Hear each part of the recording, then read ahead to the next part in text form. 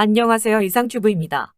미국 언론에서 베트남이 한국의 KF-21 도입을 검토 중이라고 보도했습니다. 한국은 미국의 동맹국 최초로 베트남과 포괄적 파트너십을 체결해 눈길을 끄는 가운데 라디오 프리아시아는 한국에서 베트남으로의 투자와 무기 판매가 확대될 가능성이 있으며 베트남은 KF-21 도입을 검토하고 있다고 보도했습니다. 최근 응엔 수엄푹 베트남 주석이 한국을 방문하여 한국과의 관계를 포괄적이고 전략적인 동반자 관계로 격상하겠다고 밝힌 가운데 특히 방위산업과 해상경비 및 경찰 분야 협력 촉진에 대한 협조를 약속해 눈길을 끌었습니다. 이에 대해 미의회 투자로 설립된 라디오 프리아시아는 미국의 동맹국으로는 처음으로 한국은 베트남과 포괄적 파트너십을 체결했다라며 이에 따라 한국으로부터의 투자와 무기 판매가 확대될 가능성이 있다고 보도한 것입니다. 일반적으로 포괄적이고 전략적인 파트너십은 높은 수준의 상호 신뢰와 공통의 이익 및 공통의 가치관에 기초한 특별한 관계로 해석됩니다. 그동안 베트남은 중국과 러시아 및 인도와 파트너십 관계를 맺고 있었지만 현재 중국과는 남중국해의 시사군도와 난사군도 영유권을 둘러싼 긴장 상태가 지속되고 있습니다. 또한 베트남의 안보는 러시아가 공급하는 무기에 의존하고 있으며 1995년에서 2021년까지 베트남이 구입한 무기 중 80% 이상이 러시아산이었습니다. 하지만 베트남은 무기 도입을 특정국에 의지하는 것이 위험하다고 판단하여 2021년에 체코에서 L-39NG 훈련기를 발주하는 등 무기 도입 다변화에 나서고 있습니다. 그러나 베트남은 무기의 대부분을 러시아에서 도입하여 무기의 후속 지원과 정비 등을 러시아에 의지해야 하고 또한 우크라이나 침공으로 러시아산 무기 도입이 어려워지고 러시아산 무기에 대한 이미지도 안 좋아지자 한국과의 관계 강화에 나선 것으로 알려졌습니다. 베트남 국가대학 후인 탐산 교수는 한국과 베트남 사이에는 베트남전 후유증이 남아있지만 국가전략 측면에서는 공통점이 많고 특히 미국과 중국 사이에 정치적으로나 외교적으로 독립성을 선호하는 점이 많이 비슷하다고 지적했습니다.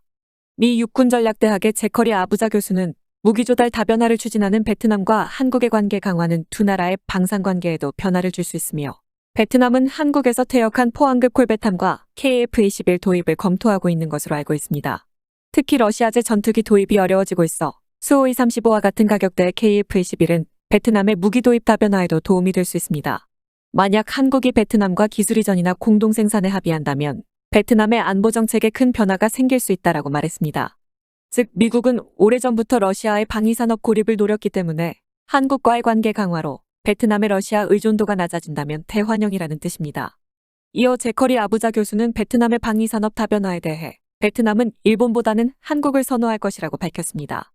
베트남은 한국 외에도 일본과 전략적 동반자 관계를 위한 파트너십을 체결했으며 베트남은 일본이 아닌 한국과의 관계를 강화해 중국과의 불필요한 마찰을 피하고 싶어 한다고 지적했습니다. 아부자 교수는 일본은 중국의 주장과 정면으로 충돌하는 미국과의 관계를 강화하고 있기 때문에 베트남이 일본과의 관계를 더 이상 강화하면 중국과의 관계가 더 악화될 수 있다고 설명하며 베트남 지도자들에게 이것은 피해야 한다고 덧붙였습니다.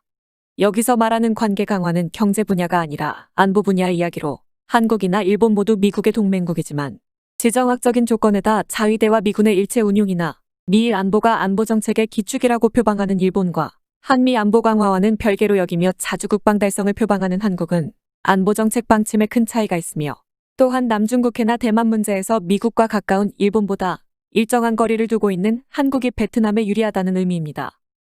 현재 일본은 방위장비에 대한 수출을 가능하게 하는 방위장비 기술 이전 협정을 베트남과 체결하여 일본산 방위장비의 베트남 수출을 적극적으로 추진하고 있습니다.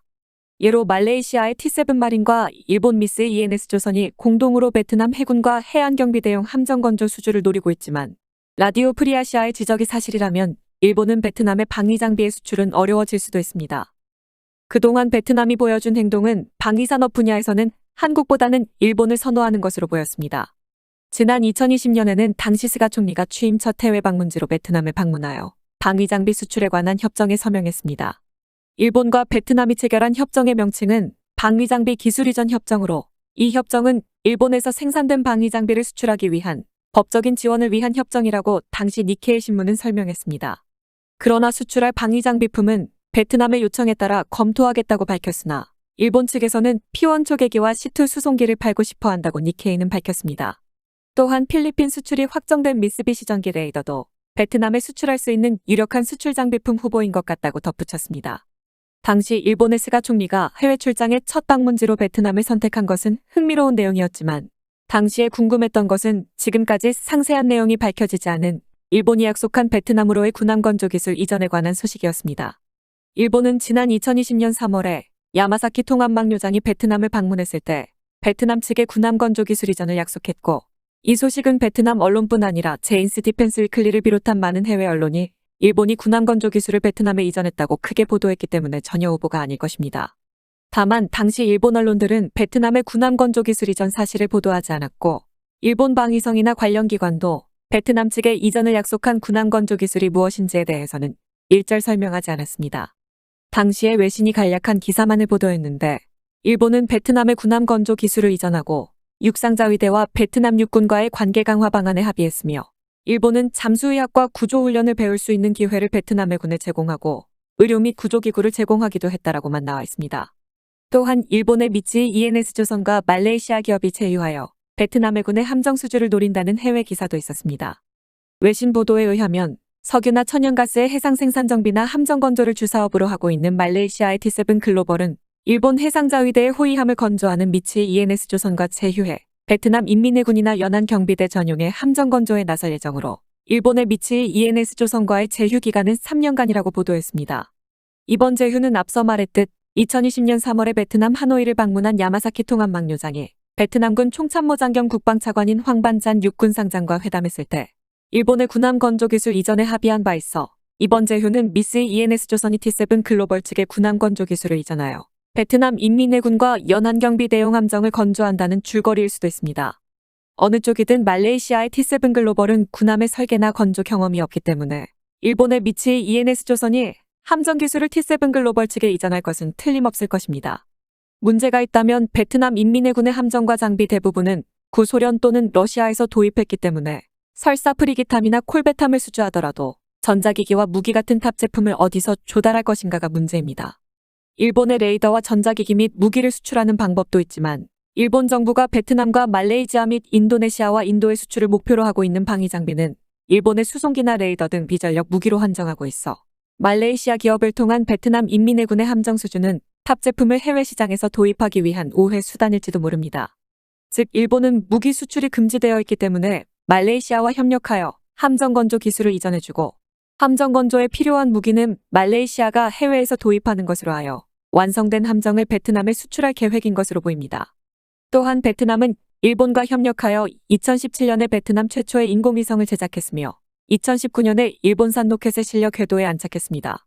베트남은 일본의 기술 이전으로 독자 기술로 인공위성을 개발했으며 2021년에 역시 일본산 로켓에 실려 발사되었습니다. 어쨌든 일본은 지금까지 일본산 방위장비의 베트남 수출을 노리고 있었지만, 라디오 프리아시아의 지적이 사실이라면 정치적 및 외교적 입지에 기인한 사정이 얽혀 베트남에 대한 일본산 방위장비 수출은 어려워지고 한국이 일본의 자리를 대신할 것으로 보입니다. 이상 마치겠습니다. 시청해주셔서 고맙습니다. 이상튜브였습니다.